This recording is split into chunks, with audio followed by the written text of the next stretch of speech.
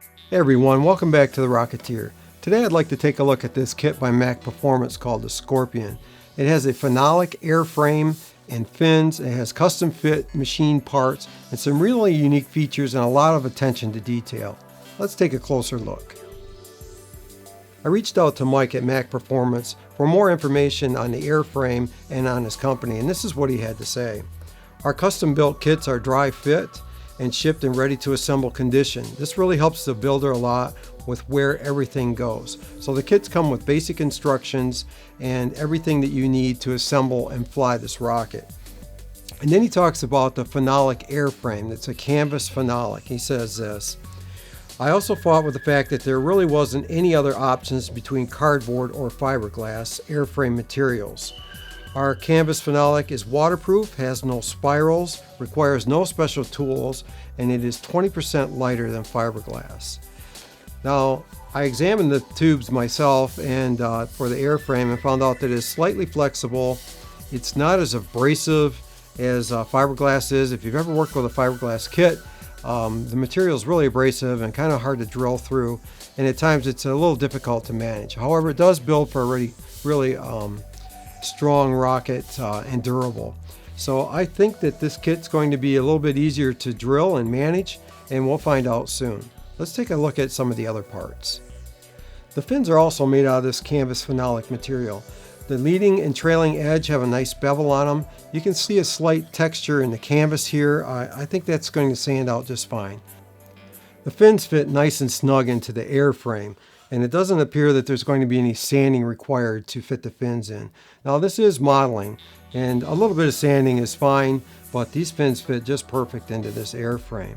Also, I'd like to point out that I did buy a fin jig to go with this kit. This kit has 4 fins in it, so this fin jig fits perfectly on the airframe, and it's inexpensive and it really helps with the assembly. It is well worth getting this, in my opinion. The motor mount comes pre-assembled, and it has a recovery harness already installed. On the back of this harness, there's a pin that holds it in the centering ring, and I'll show you a couple pictures of what that looks like.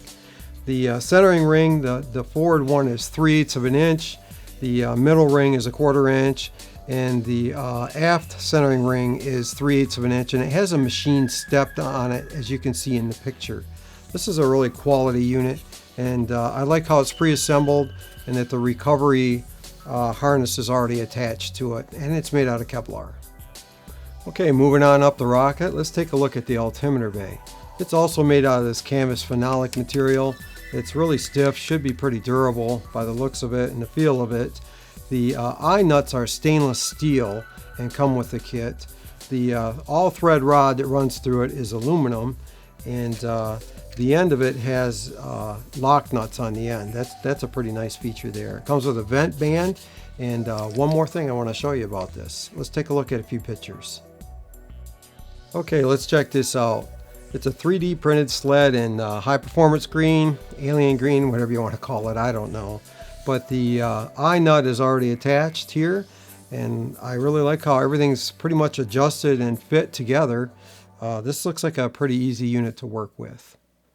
The nose cone has 15 inches of exposed area here, a 4.5 inch generous shoulder, and it also has the eye bolt attached. Now let's take a look at the instructions. The first sheet is a specification sheet. It tells the approximate weight of the kit in a single deploy and dual deploy. I purchased the dual deploy. Gives the length of the rocket, 56 inches for a dual deploy. Tells the approximate weight and what motors you can fly on. And for the dual deploy, well, for both, it's H through J motors. The second sheet is the instruction sheet. And one thing that's really nice about this instruction sheet is it gives you the center of pressure, which is something that you would usually have to use a program to figure out. And it's just nice to have that information available. It tells you the approximate center of pressure for the dual deploy and the single deploy.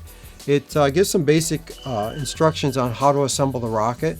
Now this is not a first time kit, okay? This is for an experienced assembler, but I did find the instructions helpful. For instance, it tells what size vent holes that you need and where to drill them.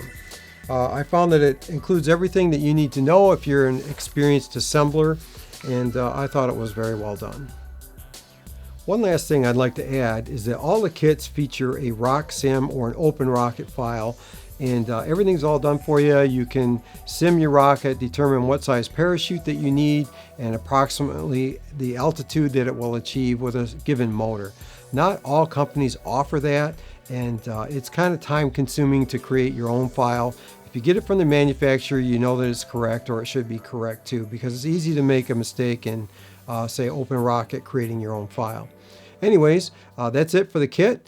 Stay tuned, and I'm going to assemble this kit and then I'm going to fly it. If you like this video, give me a thumbs up, and don't forget to subscribe to follow this series, the build series and the launch. All right, until next time, we'll see you soon.